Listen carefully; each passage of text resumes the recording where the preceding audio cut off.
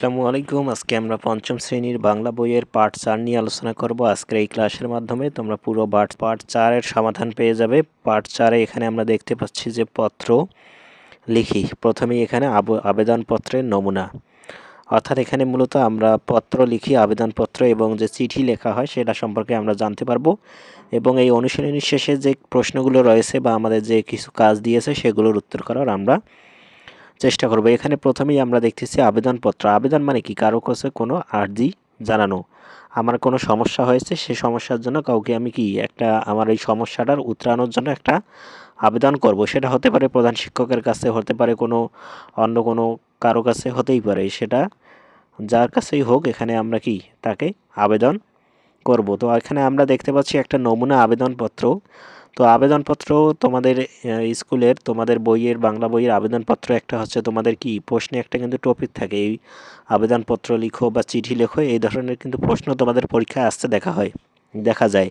এজন্য তোমাদের কিন্তু এই আবেদনপত্র কিভাবে লিখতে হয় সেটা খুব সুন্দরভাবে শিখতে হবে। তো আবেদনপত্র লেখার নিয়ম, প্রথমেই আমরা কি দেবো দেখো, তারিখ এখানে দিয়েছে 5ই মার্চ 2026। তো আবেদনপত্র লেখার জন্য প্রথমেই আমরা যে দিন আবেদনপত্র লিখব সেই দিনের একটা তারিখ দেব। যদি তোমরা আজকে 12ই জানুয়ারি বা 15ই জানুয়ারি বা যে দিন লিখবে সেই তারিখটা তোমরা দিবে। তারপর যার কাছে লিখবে, প্রধান শিক্ষক, যদি প্রধান শিক্ষকের কাছে লেখো তাহলে প্রধান শিক্ষক বা অন্য কারো কাছে যদি লিখো, যার কাছে লিখবে তার নামটা এখানে দেবে। সে কি করে, তার পদবিটা এখানে দিতে হবে। তারপর এখানে তুমি কোন স্কুলের প্রধান শিক্ষক সেটা এখানে দিয়েছো। যেমন এখানে দেওয়া হয়েছে ফুলপুর সরকারি প্রাথমিক বিদ্যালয় বাগেরহাট। আর এখানে তোমাদের স্কুলের তোমরা নাম দিবে, যার স্কুলের নাম যেটা সেটা দিবে। এখানে আবেদন করেছে ছুটির জন্য আবেদন, এখানে বিষয় হবে ছুটির জন্য আবেদন, অথবা তোমরা যদি অন্য কোনো কিছুর জন্য আবেদন করো সেটাও এখানে দিতে পারো। যেমন টিফিনের ছুটির জন্য আবেদন বা স্কুল ফি মৌকুফের জন্য আবেদন, যে কোনো বিষয়ে তোমরা আবেদন করতে পারো।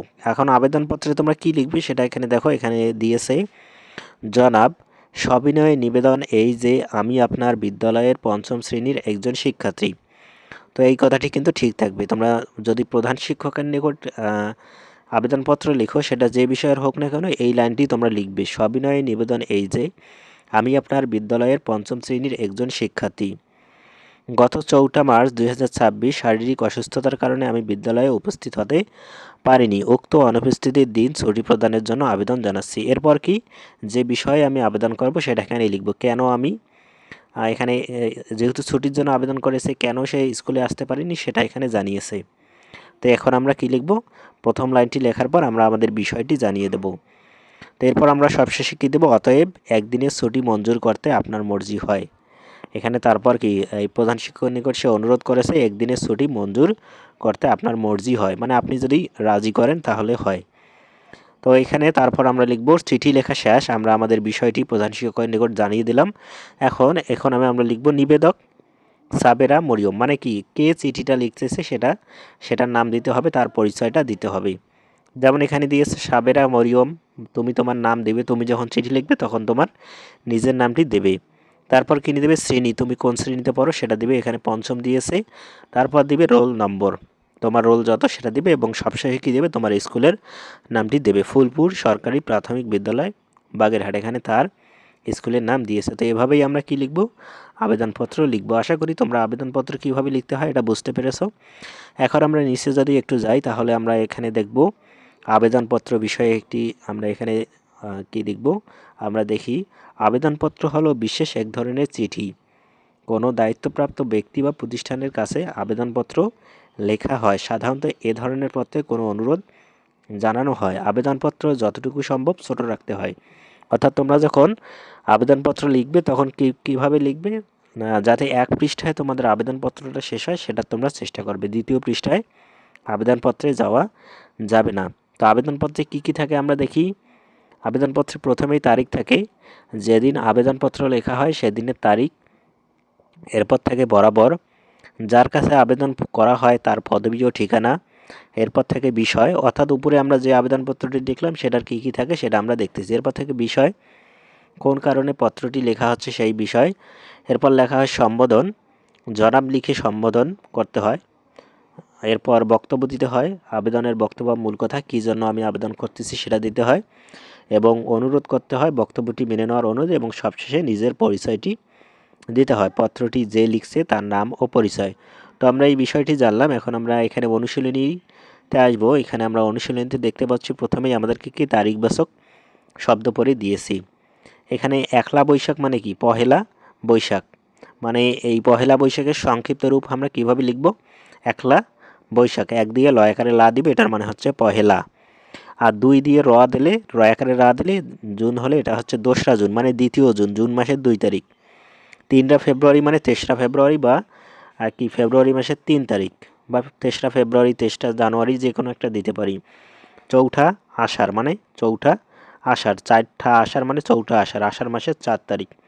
5ই মার্চ মানে 5 মার্চ। 21শে ফেব্রুয়ারি মানে 21শে ফেব্রুয়ারি, 21 ফেব্রুয়ারি মাসের 21 তারিখ। তো এখানে আমরা দেখতে পাচ্ছি আমাদেরকে একটি কাজ দিয়েছে।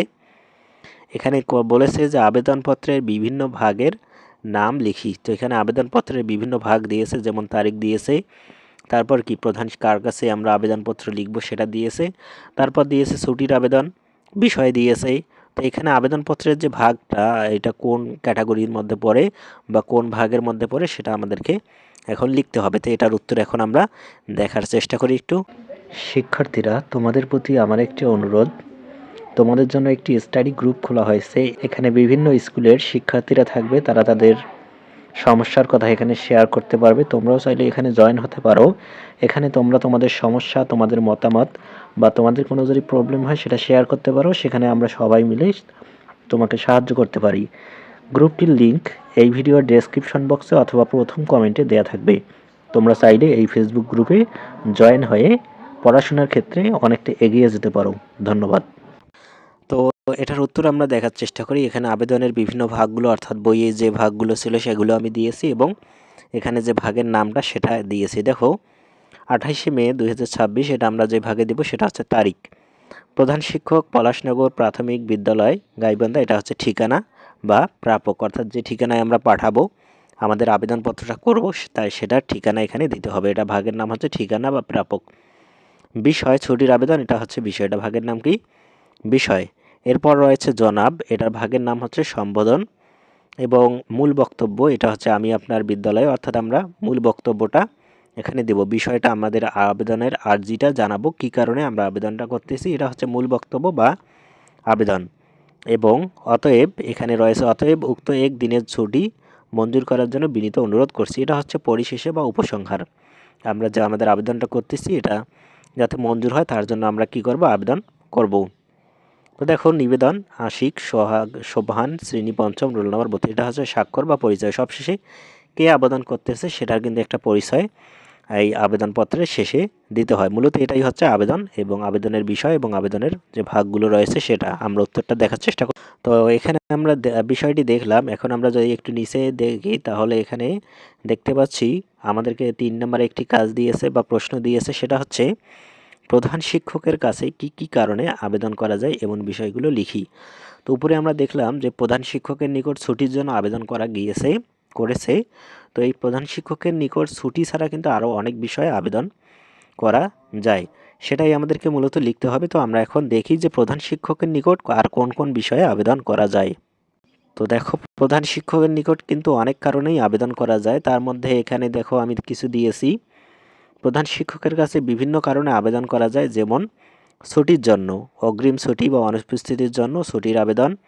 2 নম্বর কি আর্থিক সহায়তার জন্য, দরিদ্র তহবিল থেকে সাহায্যের আবেদন। 3 নম্বর আরও কি দেওয়া যায়? সুযোগ সুবিধার জন্য, পাঠাগার উন্নয়ন, কমনরুমের সুবিধা বা খেলাধুলার সরঞ্জাম চেয়ে আবেদন। এরপর 4 নম্বরে কি সনদপত্রের জন্য, প্রশংসাপত্র বা ছাড়পত্রের জন্য আবেদন। এছাড়াও আমরা এই 4টি তো দেবো, এছাড়াও কি আমরা পিকনিকে যাওয়ার আবেদন করতে পারি, বা আমাদের ক্লাসরুমে কিছু নেই সেটার আমরা আবেদন করতে পারি। এটা কি ডিপেন্ড করে স্কুলের ওপর নির্ভর করে, ছাত্রছাত্রীদের ওপর নির্ভর করে। তো প্রধান শিক্ষকের নিকট আমরা কিন্তু বিভিন্নভাবে আবেদন করতে পারবো। এরপর দেখো 4 নম্বরে আমাদেরকে আরও একটি কাজ দিয়েছে, সেটা হচ্ছে আবেদনপত্র লিখি। তো আবেদনপত্র কী বিষয়ে লিখতে হবে সেটা এখানে দিয়েছে, যেমন আমি আমার বিদ্যালয়ে পরিচয়পত্র হারিয়ে ফেলেছি, নতুন পরিচয়পত্র দেওয়ার অনুরোধ করে প্রধান শিক্ষকের কাছে আবেদন লিখি। তো উপরে কিন্তু আমরা আবেদনপত্র লেখার যে নিয়মটা রয়েছে সেটা জেনেছি। শুধু আমাদের কি হবে? বিষয়টা চেঞ্জ হবে। বিষয়টা চেঞ্জ হয় কি হবে? আমি আমার বিদ্যালয়ের পরিচয়পত্র হারিয়ে ফেলেছি, নতুন পরিচয়পত্র দেওয়ার অনুরোধ করে প্রধান শিক্ষকের কাছে আবেদনপত্র লিখি। তো সব কিছুই ঠিক থাকবে, শুধু কি হবে পরিচয়পত্র এবং আবেদনের ভাষাটা একটু চেঞ্জ হবে। তো আমরা এটা কিভাবে লিখব সেটা একটু দেখার চেষ্টা করি।